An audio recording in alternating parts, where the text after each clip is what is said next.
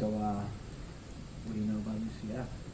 Obviously, they're a top team. They've been a top team for a few years now. They play a lot of good football.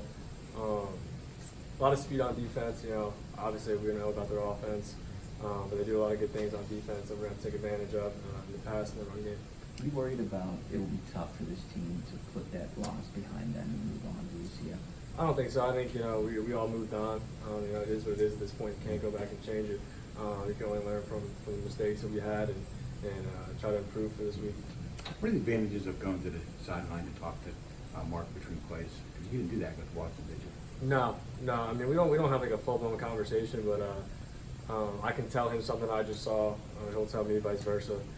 He gives me the play, so it's almost like in the NFL that they have in the helmet. You hear the play before everybody else. So as I'm going back to the huddle, I'm kind of going through my mind on my progression, what I have to do on the play, and I like it a lot better than doing the whole number system with the wristband. Last year it was tough coming along the scrimmage with 10 seconds left, trying to read the defense, but now we're coming with 20 seconds left. I have more time to dissect what we're getting and move on that way. Having a chance to go back and look at the Penn State film, how freakish were some of those catches by Tayseer? Yeah, I mean, it wasn't a surprise to any of us because he does that all the time in practice and stuff. So I gave him the opportunity, put him in a good spot for him, and he did the rest. When you look at that film, how do you evaluate yourself? How did you think you performed? I thought I played well. I feel like there's certain throws I wish I had back, certain plays that I wish we hit, and it would have kept drives alive, and would have definitely changed the game. There was mistakes made that cost us on multiple plays, and if we hit one of those, it would have been a different ending. When you look at the sequence at the 1 yard line, you talked a little bit about mistakes. Did you look back and feel like you could have done something different? Were you close on some plays there? I mean, yeah, can you just take us through those? Very close. I mean, offense, if one guy, it's one guy. If one guy doesn't do his assignment, the play is blown. And, that happened on the first play. They sniffed it out. They did a good job. Tight end delay. We thought we could get them with that all week. They were aggressive on the fourth down. That's why we knew heading in. We hit the fourth down, the big explosive play in Nakia. Got down there. Obviously, on the 1 yard line, you're thinking a heavy run down, first down. So we did the same thing and tried to hit Grant Kerrigan on a delay, but the corner stayed.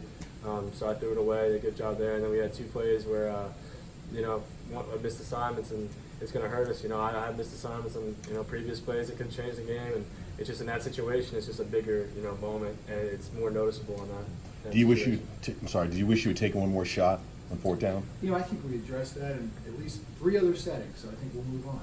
How about some UCF stuff here? Okay. You talk about how fast the UCF defense is. Is this the best defense that you faced thus far? I don't know, because you look at Virginia and Penn State; those are 2 top defenses too. We're playing 3 top 25 teams in the first 4 weeks. A lot of good football teams that'll prepare us for the run in the ACC play coming up after Delaware. But I'd say they're up there. You look at Virginia; they're all very good. So it's hard to say. I think Penn State's front 7 was very good. I think these guys in the back end have more speed, and they're a little bit tougher with their man-to-man coverage and the tighter window throws that I'll have to make. They do a good job in that area.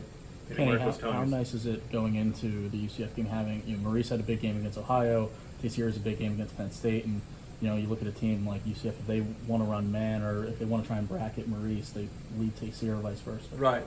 That's how it works, and I think we have the tight ends have been stepping up this year big, and Trey Tipton, Octavius Butler, those guys are coming along.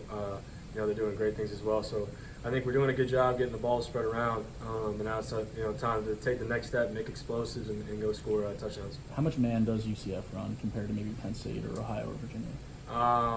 Not even close compared to those guys. They're way more man-to-man coverage than those guys played. So it's different at the same time, but it's not too hard of an adjustment. Going in a lot of situations, third and short, you're expecting man reacting to zone. So we've had a lot of practice in that area. Against our defense too, with the quarters look, it's man. It's a lot of tight window throws anyway with that stuff. So I think we'll be prepared in that area. Was UCF like that last year? Yeah. Yep. Kenny, Mark was telling us yesterday, you noticed how much better you read defenses. How far do you think you've come in that regard, and how has that helped? Yeah, I think I took a huge step this offseason and so far in this season in reading and just being decisive and playing fast.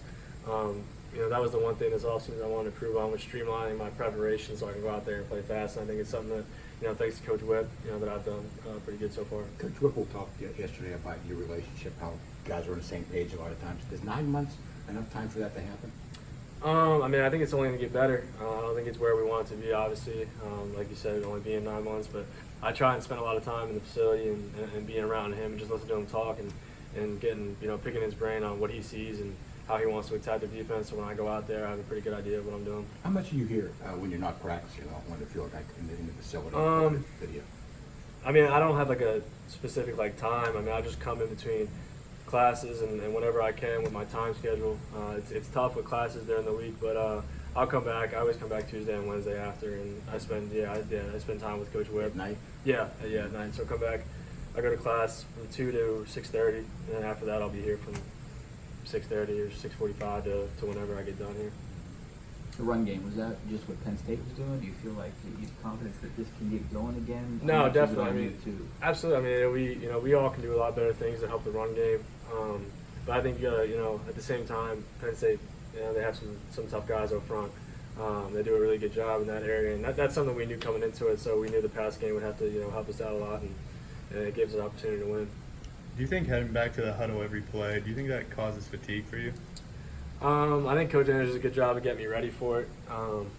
The one time I think I was out of breath one time was when I scrambled to the sideline on like that 13-play drive, and I had to come all the way back. I'd say that was the only time. But when I got back to the huddle, I kind of took 5 seconds, and I was probably ready to go again. So. Good. Hey, thank you. Thank you. Thanks, Thanks, guys. guys. Appreciate it.